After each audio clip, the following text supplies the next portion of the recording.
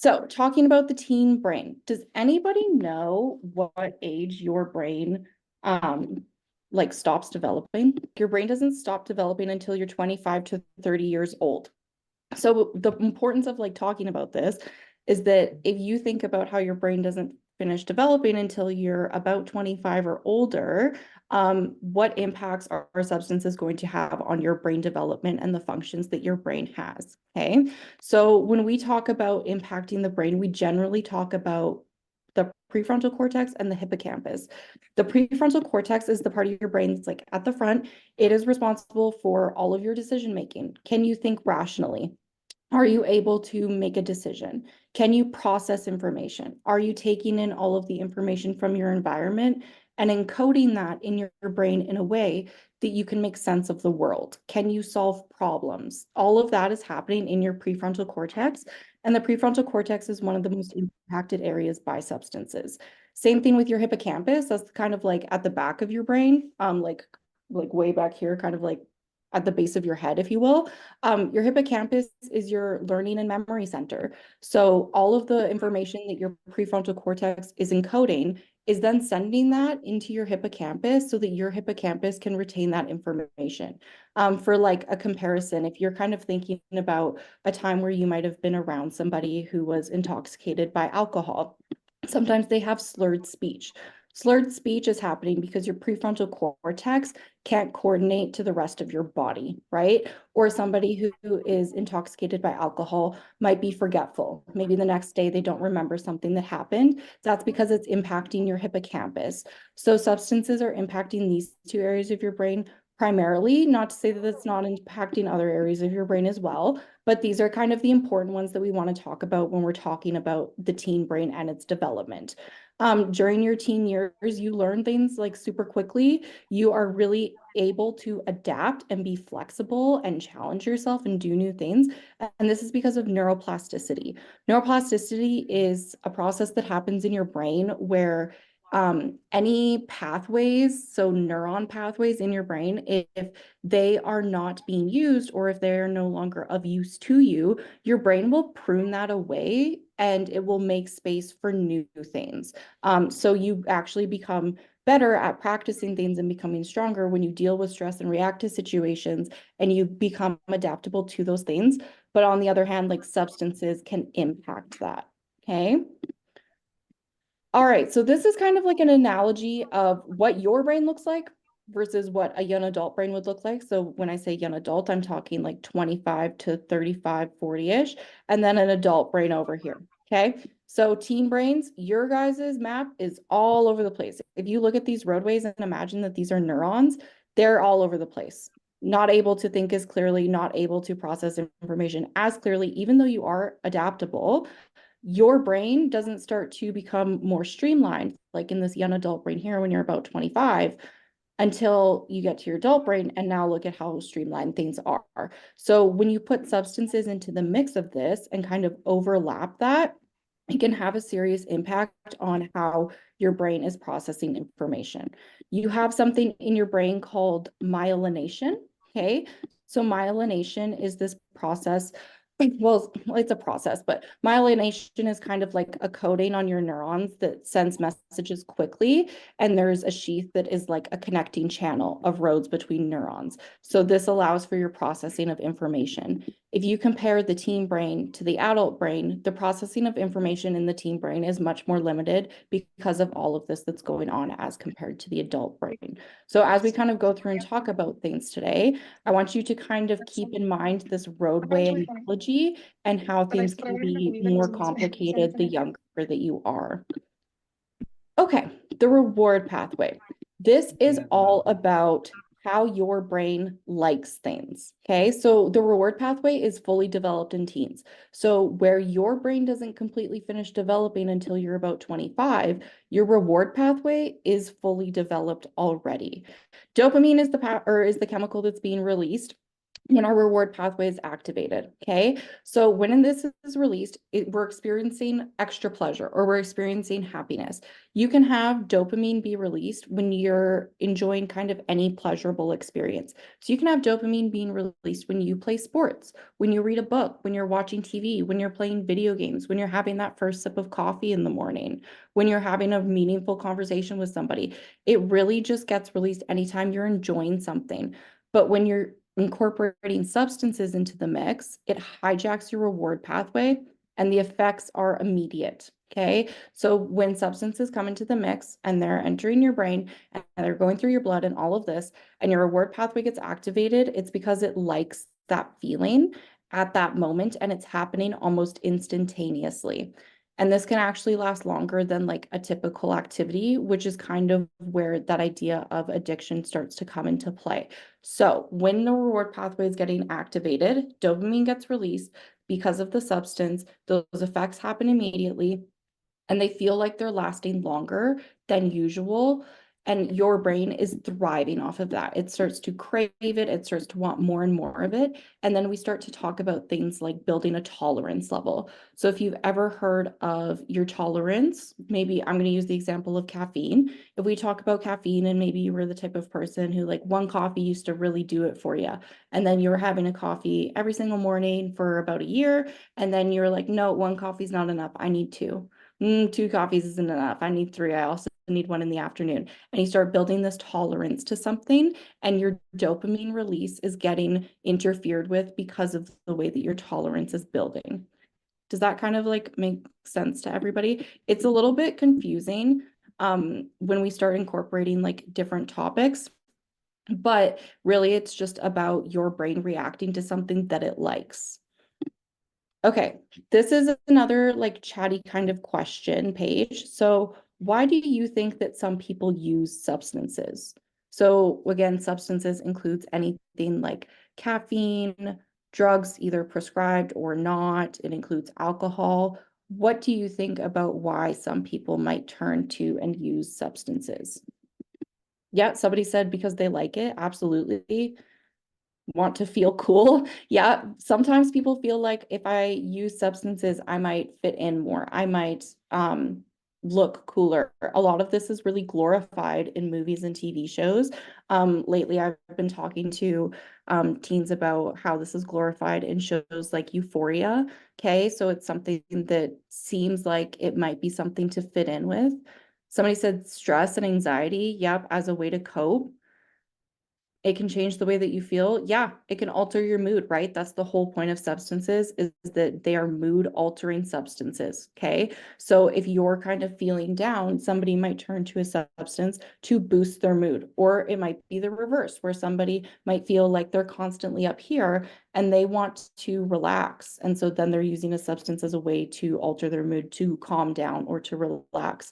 Some other reasons are like they might just be bored. When I was working in like a youth addictions facility, there was one kiddo there and he genuinely just turned to substances because he was bored of the other things in his life and felt like there wasn't any new hobbies to explore. And so he just thought that he might try substances, but then it kind of ended up being something that like really negatively impacted him. And on retrospect, he was like, I don't know why I didn't just try a different sport, or I don't know why I didn't just like join a club. Like kind of these things like this that seem kind of basic, but then when it's actually like happening, boredom can have a really strong effect in the things that people might gravitate towards. Okay.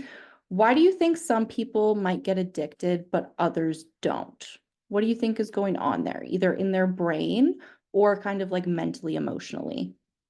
Yep, their personality for sure.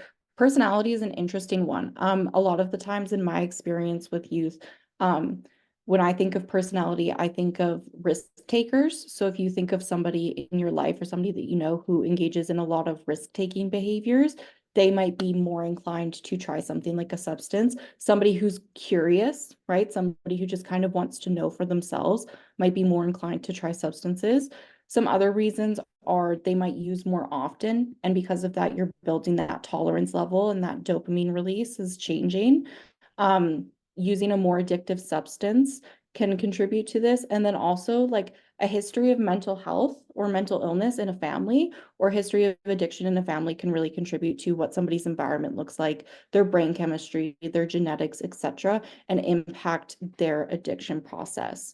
What does this all have to do with mental health? What do you kind of think? I mentioned like a couple things before, but what do you think addiction has to do with mental health?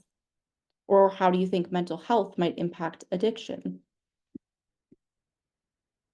Yeah, so somebody said prescribed medications, right? So sometimes we might intend to go to a doctor and get a prescribed medication, either for maybe something like depression or anxiety, ADHD. We'll kind of talk about ADHD medications in a couple slides here.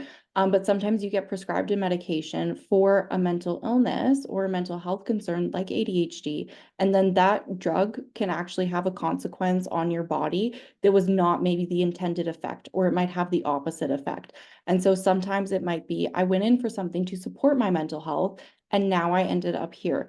We talk about this in the opioid crisis as well, which really actually stemmed from opioids being prescribed in the healthcare field for pain management. And then they had an unintended consequence of being incredibly addictive. And so some individuals who went in for support for surgery and they were in lots of pain were addicted to opioids because of the consequence of that drug. So sometimes it can go in both directions.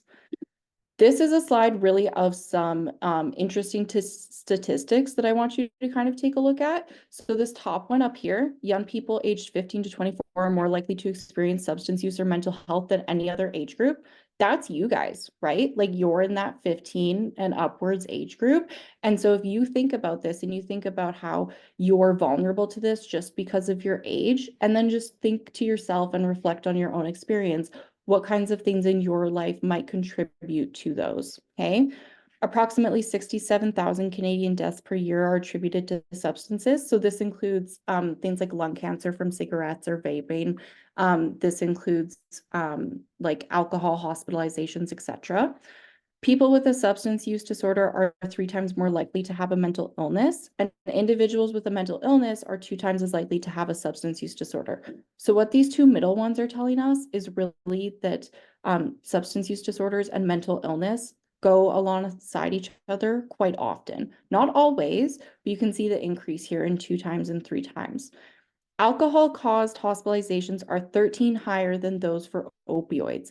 This is a statistic that I often find when I teach this in person, and I can see like facial expressions that people are quite shocked by this because the opioid crisis is in the news quite often. We talk about it a lot to destigmatize addiction and what is going on there. But when we really think about it, alcohol caused more hospitalizations than those for opioids.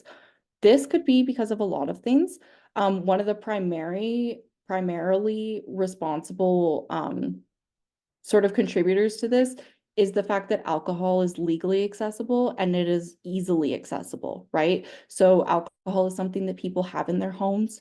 Alcohol is something that if you're over 18, you can go into a liquor store and buy. And so because of the accessibility and it's normalized, right? Like alcohol is a social drug.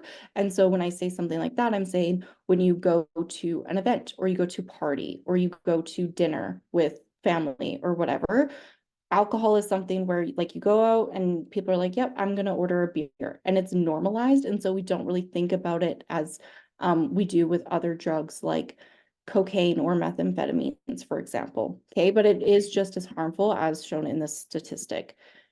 60% of illicit substance users in Canada are 15 to 24 years old. So illicit means any drugs that are illegal. So we're talking about, again, like cocaine, methamphetamines, hallucinogens, fentanyl, etc. Okay, so these two corner statistics about your age group, kind of like, yeah, apply that to your own experience and think about if you might know somebody who might fit into this category or what might make you vulnerable as you belong to that category. Okay, this is a really interesting slide. So this is the continuum of use. So I show this to you because you can kind of like apply it to yourself. So you look at this and basically how it works is it's like each one is a stage, but you can see that the arrows go in both directions on both sides because it can kind of sway and you can move across the continuum constantly throughout your life, even throughout like a matter of a month. Okay. So on the left-hand side here, we have not using at all. So like you've never used any type of substance, you're not prescribed, or if you're prescribed a medication, you're using it as you're supposed to, but you've never really experimented with drugs. Trying it out, trying drugs or alcohol because you're curious, feeling like you have to fit in, but you might not ever use it again. So an example of this might be you're at a party and people are vaping and a friend offers to hit their vape and you're kind of curious and also you want to fit in and you might be having a hard time saying no. And so you might try it out, but you might not do it again. Maybe you will, but maybe you won't.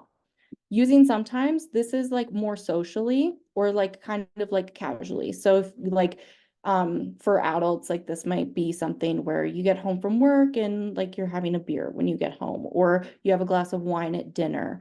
You're drinking when you go out with your friends. Okay.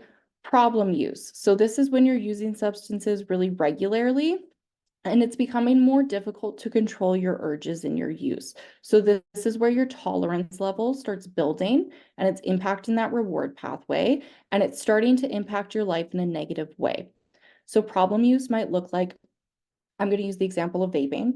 Problem use might look like a classmate is addicted to their vape. And so they might have a hard time being in class and using their vape and being in class and not using their vape.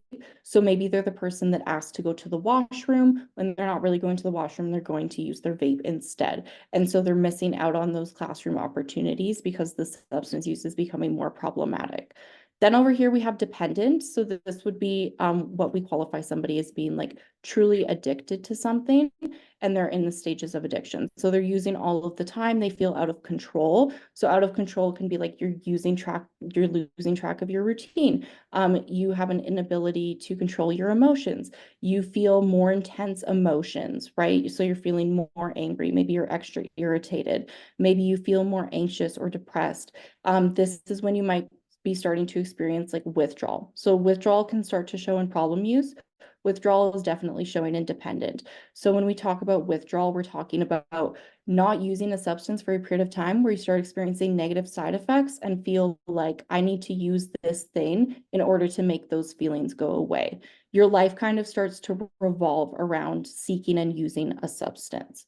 Does anybody have questions about the continuum of use? Okay. I'll just kind of like chat while I wait to see if anybody sends me a message. But drugs and substances and alcohol and nicotine does not discriminate against anybody, right? So anybody is vulnerable to experiencing something like this. It's not specific to a certain population or a certain age or race or gender or socioeconomic status or personality type. It really can happen to anybody, right? And so when we talk about this, it's important to understand that this isn't specific to just one group of people. Okay, so what are drugs? Okay, so there's different kinds. We have prescription, non-prescription, legal, and illegal. These are kind of what we refer to as like some classifications. And like I said earlier, a drug is any substance that changes your physical and or mental state or affects your mood, behavior, etc. So it really is something that will impact how we're making sense of the world around us and what our experiences in that world are. So now what I'm going to do is I'm going to jump into talking about the different categories of substances, and then we'll get into the relationship pieces, and I'll leave some time for questions. Okay, this first category, uppers or stimulants. Okay, so like stimulants is kind of like, I don't want to use the word medical, but it's more like the medical terminology. Uppers is more like street terminology. So I have both here so that you can understand the parallel. So stimulants are ones that speed up your bodily processes in your central nervous system. So this means that it's going to increase your heart rate, it's going to increase your blood pressure. You might experience a headache because of this increase in blood pressure and blood flow to your brain. It increases feelings of anxiety and agitation. We might feel more tense or rigid. We feel sleeplessness. So we have a really challenging time calming down because we feel quite restless and we're unable to sleep. We're kind of preoccupied in our minds that way. It's affecting our brain. Decreased appetite. So you might have like super high energy, or you might feel that sleeplessness, but you're not really craving any food. you have a decreased appetite, and you might go a decent period of time without eating something. Feelings of being like itchy, runny nose, weight loss, nosebleeds can occur, sweating or feeling like the kind of like chills. Okay, this can cause a lot of like physical and psychological dependence. What happens with a stimulant is like when you take a stimulant or an upper, it increases your energy for like a temporary period of time where it feels like really invigorating and you feel this kind of boost. But then after that goes away, there's this very intense crash. When this intense crash starts to happen, some of these side effects, like when you had a decrease in appetite, now you might feel ravenous. So you might be extremely hungry and wonder why you haven't eaten anything. You might have a crash and you might be sleeping for an extended period of time because you just went so long without having any sleep or feeling like you could sleep. Okay. Over here is some examples of what an upper might be. So we have things like nicotine. Oh, sorry. We have things like nicotine, caffeine, Ritalin, and dexedrine are ADHD medications. So I kind of mentioned this earlier, but this is an example of a prescribed medication that you can only get access to from a doctor, but then they might have an unintended effect on your body in a way that you didn't necessarily expect, or it might have an opposite effect. Cocaine, crack, speed, methamphetamines are all in this category of uppers. Does anybody have any questions about uppers or stimulants? Okay, so I'm going to tell like a brief little story. I had a youth when I was working in addictions who was prescribed an ADHD medication, and it did have opposite effects on them, and they became addicted to Adderall. And so when they were kind of coming to seek treatment, it was really hard to navigate their situation because they were prescribed a medication for ADHD from their doctor, but using it as prescribed had unintended effects on them. So then they were working really closely with their family doctor about how they might change that dosage or if they needed to try a different drug or whatever that might be to support them with their ADHD, but also not cause any more harm with regards to substance use. It's important that when we're prescribed a medication by a doctor that we do use it as they prescribe it. And if we are having concerns with it, that we do go back to see them and kind of ask for more support or changing that thing. Okay, now we have downers or depressants. So depressants, again, is kind of like that quote unquote like medical terminology. But it's called depressants because it slows down, so it depresses your central nervous system. But it can also cause feelings of depressed mood. So this one is kind of like a double-edged sword, but it's really easy to remember because if you remember, it depresses your bodily systems and your CNS, but it also causes depressed mood. That's what a downer is. So basically what these do is they reduce your arousal. Okay, they can cause feelings of confusion or memory loss. So an example of depressant over here, we have alcohol, right? I talked about this kind of memory loss challenge at the beginning when we were talking about the hippocampus and how substances can impact our hippocampus. This is an example of where that could be happening, okay? Slowed pulse and breathing and lowered blood pressure. This can be really dangerous, right? If our body is slowing down to a point where we're not getting enough blood pumped to our heart and pumped to our brain, we can have some really negative consequences, right? So we have to be really mindful if like alcohol is one that we talk about a lot in high school, right? If you're drinking alcohol, you need to make sure that you're at a point where you can still control kind of like where you are and know how you're feeling and where you're at and be able to keep tabs on that even a little bit because of the slowed pulse and breathing. If you're ever in an instance where you see that somebody has very slowed breathing, that is a time where you would need to put them in a recovery position and then recruit somebody who is not intoxicated for support and even call 911. Okay, I really want to stress that like any of this, we have something called the Good Samaritan law. I don't know if anybody's familiar with it, but the Good Samaritan law is a law where if you try to help somebody and you are doing what you can because you think that it's right and you think that it is going to be helpful for them and you call 911 and you're trying to support them, you cannot get in trouble even if you are intoxicated. Okay, so even if you are under the influence of any substance, because of the Good Samaritan law, you cannot be charged for trying to help somebody. So if you're ever in a situation, you're like, I don't want to call the police, like I'm going to get in trouble for this. No, you won't. Okay. Because of that. And that's something that you can rely on. You can also like talk to your parents about that in advance for support or creating safe plans. Fatigue and dizziness, slurred speech, we've talked about that before, and this kind of idea of like passing out and becoming unconscious. So when you're passing out, sometimes people might talk about it like, oh, I just fell asleep, like I went to sleep. You did technically go to sleep and you are passed out and you are unconscious, but the processes in your body are slowed, like the CNS. Okay, all these processes in your body are slowed when you pass out. And so it can be quite dangerous. So having somebody, I don't like to use the word supervised because kids kind of associate it with like, oh, I'm being supervised like at school or at lunch. But having somebody supervise you to support you in the case that, or support another person in the case that their breathing is so slow that they're unable to breathe anymore. Okay. You could have a lack of coordination. Fever is really common. Difficulty or inability to go to the bathroom. Okay, so that can have some like serious physical consequences as well.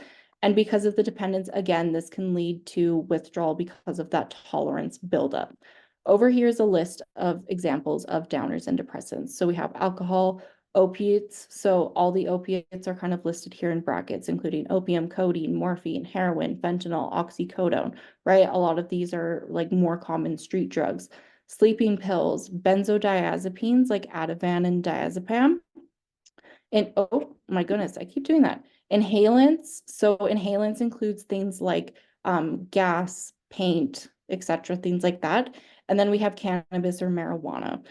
Cannabis and marijuana is also on the next slide, but most commonly cannabis is a downer. Okay, so a lot of the times somebody who is inexperienced or isn't incredibly knowledgeable about marijuana might think that it's an upper and that it's going to increase their energy. It actually brings you down. Okay, all-arounders are hallucinogens. Okay, so we call them all-arounders because they can impact our CNS and bringing us up, or they can impact our CNS and bringing us down. So you really don't know when you're taking an all-arounder or a hallucinogen what the intended effect is going to have. Okay, for example, with downers, alcohol, we know that alcohol is a depressant. We know that it's going to depress our CNS. We know that it's likely going to depress our mood, either immediately or later, right? Once you're intoxicated. All-arounders or hallucinogens, you don't. Like you'll never know what the impact of that is. So they distort our sense of reality and it impacts our perception of the world. It distorts our senses. So the way that your body is taking in information from the outside world is completely different than what your reality might be. And when under the influence of a hallucinogen, you're unable to tell what is real and what is not. So this can cause a lot of emotion dysregulation. This is because we don't know what is real and what's not, and that can be incredibly frustrating. It can be really paranoid. It can feel like something might be against you or foreign to you in a sense that you don't really know what's going on. And so our emotions can get quite heightened because we're confronted with things that maybe we weren't ready for or that we weren't expecting because of how it impacts our senses and things. You're going to have that irregular heartbeat. So because it's going to either depress your CNS or up your CNS, your heartbeat's not going to be consistent, and that can be like quite dangerous, right? You can have chills or sweating, feelings of numbness, jaw clenching. Sometimes people might not know how to kind of control their facial expressions, and so sometimes they clench their jaw. Also, it's almost like a coping thing when you're kind of under the influence of a hallucinogen. The idea of a bad trip. So they bring things into our awareness that we're maybe not able to process properly, and they're impacting our ability to process that information. So if you've ever seen a movie or TV show where they kind of talk about this idea of having a bad trip, it's really because it's impacting our awareness and our perception of the world. So over here, I have some examples of what these include. So things like LSD, PCP, mescaline, peyote, magic mushrooms, cannabis, ecstasy, etc. Okay, so any of those are included in our all-arounders or hallucinogens. This is a very long list. I just kind of want you to take a look at this and see the differences and also the similarities. So what this list is a list of the after effects of certain substances. So for our uppers, this might include extended feelings of depression. You might experience anxiety or panic attacks, insomnia, weight loss, etc. Okay. Just take a look over this list, and then if you're comfortable sending in the chat just a few things that might stand out to you. So something that you see on this list that you're like, oh, I didn't know that, or oh, that's new. I hadn't really thought of that before. And just kind of like take a second. I'll give everybody maybe a minute to do that. Somebody said seizures was shocking. Yeah, seizures is one of those ones that usually does stand out to kids because seizures are quite scary, right? You can't control when you're having a seizure. And it's also frightening for the people around you, because when somebody's having a seizure, you can't exactly do anything, right? Like the best thing that you can do is turn them, and you wait for that to be over and you call for 911. But in that moment, like you can't do much. And so seizures is one that often stands out. Another one that often stands out on here is flashbacks. So having things come back into your awareness that maybe you had forgotten. And so now that's kind of being onset by substance use. Another one in uppers is the excessive or deep sleep, because I have students be like, well, it's an upper, like you're supposed to feel sleepless. Why would you be in deep sleep? And it's because of that crash, right? It's that intense crash that's happening when you're kind of starting to come off of that substance. The only thing that sticks out to me is the amount of stuff there that can happen to you. Yeah, right. It's like kind of intense when you like see it all. It's like, whoa. And the thing about this is like sometimes one of these might happen on their own. And then sometimes it can be a combination of things, right? So in each different category, there can be a whole completely different mix of what somebody could be experiencing. And again, it really is dependent on the person, and it's dependent on their genetics. It's dependent on their personality. It is dependent on the type of substance that they used. It is dependent on the other things that are in that substance that they might not know about. And so you never really know like what the combination or what the effects of something are really going to be for a person. So yeah, Alex, that's like a really good point. It is just kind of shocking. Okay, we're moving into the relationship stuff and things. So what this is going to kind of look like is how substance use can impact our relationships, and this is mostly negative, right? There's not a whole lot of instances where substance misuse has contributed positively to a relationship, so that's going to be the focus here, and we're going to talk about kind of these things on the screen. I'm going to be focusing a lot on the idea of like codependency, and then the rest of these are kind of sprinkled in throughout, and we'll talk about what you can do to support somebody.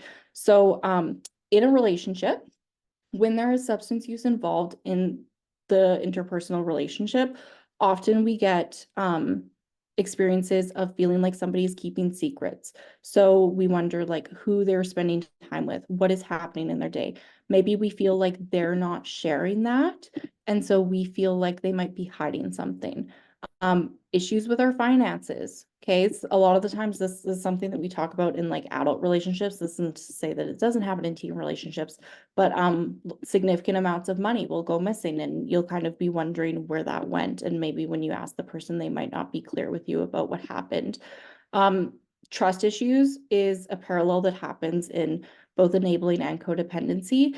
Trust issues looks like a lack of respect for the other person, dishonesty, fears for safety, jealousy, feelings of fear in the relationship, instances of conflict. So maybe the substance user is highly irritable, or maybe they're incredibly angry lately. Their mood might be becoming depressed as well, right?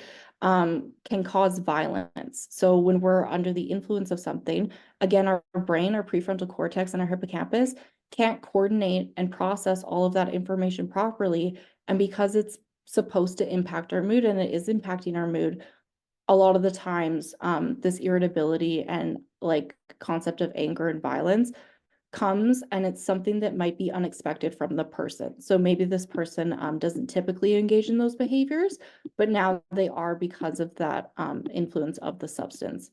These two over here, enabling and codependency, are more like an interaction between the substance misuser and the person that they're in this relationship with. So for like these purposes, when I talk about relationships, I'm talking about like romantic relationships, I'm talking about friendships, I'm talking about family, I'm talking about teacher to student. This can really be anything, okay? Enabling is when the person who is not using the substance will accept the blame for the other person, or they'll make excuses and kind of take responsibility of the substance misuser. So they will do something that negatively impacted somebody else, or do something that was wrong or impacted the interpersonal relationship. And instead of kind of confronting that situation, they'll make excuses for it or try to justify it. Codependency can really impact the other person's self-esteem. So the person who's not using substances can often feel a decreased self-esteem, and they neglect themselves because they're trying to overly care for the substance misuser. Okay, so they're almost like overly accommodating. This person needs money, so they give it right away. This person needs a ride somewhere, so they jump to do it, almost as if they're trying to protect them, but then really it's just impacting the person who doesn't have the substance use issue in a more negative way. So we're going to talk about that more here. So usually the actions to help a substance user are well-intended, right? Like you want to help somebody. Like this doesn't happen because you're necessarily intending to have these things on these bullet points happen to you. You want to be helpful, you want to be there, you care about this person, but the actions have an unintended effect on the person who is wanting to be the helper. So again, there is that lowered self-esteem and those feelings of rejection, feeling a lot of guilt for this person and carrying that guilt. Difficulty saying no and maintaining boundaries, right? So maybe you don't want to be around this person because you might feel unsafe in that moment, but you're unable to say no and maintain that boundary because you want to help them, or you feel like you might need to help them. Feeling responsible for their actions. Okay, so they might do something wrong, and instead of kind of confronting them with that or dealing with that, you take that on yourself, and then they no longer have to hold that responsibility on their own. Oh, I wanted to mention as well, self-neglect is 3 times more often to occur in a family or a relationship where there is a substance misuser with high codependency. So if you kind of find yourself experiencing any of these things and finding yourself in a codependent relationship, know that you're not alone in feeling like you're neglecting yourself. This happens 3 times more frequently in those kinds of relationships than others. But then also be mindful of how common that experience is, and that that is something that you might need to seek support for.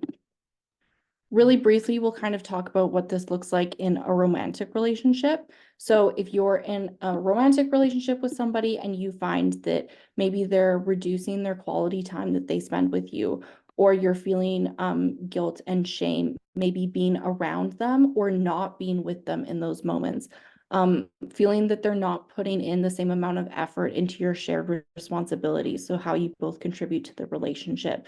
There might be false accusations being made towards one another about what the other person might be doing, or who they might be talking to, or what they might be engaging with.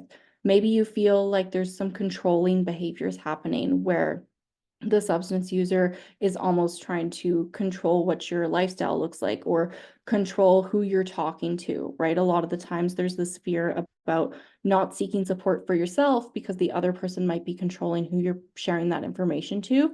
We'll talk about that in a second, but really it's about you also being able to meet your needs so that you're not experiencing that self-neglect.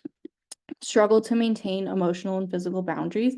Again, that's like about saying no. You can feel like you're putting a lot of energy into something, but there comes a point where you just might need to distance yourself from this person, but it feels really difficult because of the way that the substance use is influencing how they're treating you in that moment, or what those interactions can look like. And then conflict. So managing conflict is like one of the hardest parts about navigating a relationship with a substance user, because it feels like you don't want to start a conflict because you don't want to like cause something, but at the same time you feel like you have things to say or express, and it feels really challenging in being able to navigate what that might look like and be able to support the person and yourself at the same time. Okay, so you're probably like, I'm a teen, what am I supposed to do? This first statement on here, a friend, family member, partner in substance use is not your responsibility. It's never someone's responsibility for a person in their life substance use to handle that on your own. This is for anybody. Like, this isn't just for teens, this is for anybody. It is never just one person's responsibility. And so it's important to remember that like you don't have to take this on your own. So what can you do? The first thing you have to do in any of these situations is take care of yourself. We talk about this a lot. I think that a lot of the times when I talk about self-care to kids, they're like, yeah, I know, like, oh my God. But like, this is more than just self-care. This is also about boundaries. This is also about seeking supports for yourself. Okay. As a teen, you don't have the capacity to be the only person supporting somebody with a substance use concern. You just don't. You just don't have access to the same amount of resources. You don't have the like ability to help somebody schedule something like that. That really needs to come from an adult. And you're probably sitting here being like, okay, yeah, but I want to help them. Like, I care about them. I want to help them. So what can you do in those moments? If you feel safe, you can listen to the person. You can have a conversation with them. You can listen to them. But before kind of making that decision, it's important that you set up a support person for you that you can talk to and debrief with first. So you need to set that up in advance so that if the conversation goes well or if it doesn't go well, you know that you have somebody that you can go to. And this isn't that you're breaking somebody's privacy. It's not that you're breaking their confidentiality. It is that you're worried about them and you are also taking care of yourself. And in these moments, it is okay to be talking to somebody else about these things. Decide your boundaries in advance. So what are your emotional, mental, and physical boundaries? And then practicing how you might hold them. So when I say practice how you might hold your boundaries, you could do this by quite literally like role playing with a supportive person in your life, or you can practice this skill in other facets of your life just to kind of get a feel for how that experience is for you. So for example, if one of your boundaries is working on saying no, maybe it's with your close friends who are like, hey, do you want to hang out later? And you just practice saying no to them because there is no consequence there. There is no fear of like a negative impact. And you're just kind of practicing saying the words. Okay, so now you're like, well, I listened to them. I had this conversation. Now what do I do? This is the part where you need to recruit a supportive adult, right? Again, you do not have the capacity to navigate the situation and provide those resources completely on your own. And you need to have an opportunity to debrief and talk about how this is impacting you as well, because you are also just important in this relationship as it is to take care of the other person. You can provide them with resources. So if you're knowledgeable about resources, which I'll kind of show on the next slide, you can refer them to these. You have to keep in mind though, they might not take them, right? They might not take them, they might not use them, and that's not on you. So a lot of the times we'll be like, well, I tried this and they didn't take it, and I'm doing everything that I can, and like, why won't they just listen? And it can feel really frustrating.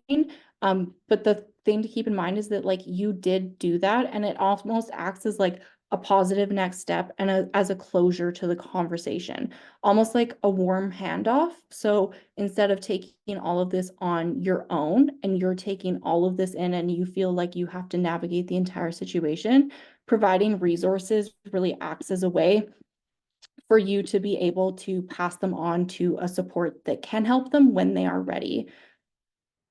Yeah, somebody in the chat said they have to want it for themselves. This is absolutely true, right? We can want the best for the people in our life, and we do, right? Like I said earlier on that codependency slide, we want to help them. We are like well-intended. We care about them very deeply, and we want to support them. But ultimately, if they're not ready for that, we can't make them. But you can provide those resources as a stepping stone, and then it removes that feeling of guilt or responsibility from us as if, well, I didn't do enough. Yes, you did, because you provided them with an alternative of greater support, and it's up to them whether or not they take it. And then at the bottom here, practice self-care. You have to, right? Like this is a lot of this is very intense. it can feel very frightening or nerve-wracking. It can feel quite isolating, right? Because we feel this fear about talking to somebody, but you need to be able to find a support person and then practice a self-care activity. It doesn't have to look like, oh, I'm having a bath, right? Self-care can also look like, I need to distance myself from this person for a little while, or I need to disconnect from social media for a while. Okay, what are some examples of things that you guys do for self-care? Kind of like build a little list here about things that you think have worked for you in the past and you would like to continue doing for self-care. Somebody said art and writing, definitely good self-care. Reflective journaling, yep. So like keeping track of kind of your emotions and your experiences for you. And then if you're comfortable sharing that with somebody, I always encourage people to kind of share that with somebody that they feel comfortable with, to have that opportunity to talk and debrief and have that support. But if you're not, like, that's also totally fine. Okay, these are resources. I would really encourage you to take a picture of this slide so that you can keep this in the instance that you need to refer somebody to a support and kind of provide that warm handoff. These are also resources that you can provide to anybody. So if you ever are in a situation where you have a friend who you might see as being down and their mood is changing and you're noticing signs in them that things just might not be okay, you can also refer them to these resources. These aren't strictly for addiction. There are addictions resources on here, but there's also a lot of supportive resources on here for bullying, suicide support, like population helplines. So if you're looking for support because of something to do with your identity, then there are supports on here for that as well. A lot of these are phone. A lot of these also have a text option. So if you're the type of person who is maybe not comfortable like calling, or you know that your friend isn't comfortable calling, maybe suggesting one of the resources that has a text option might be more accessible to them.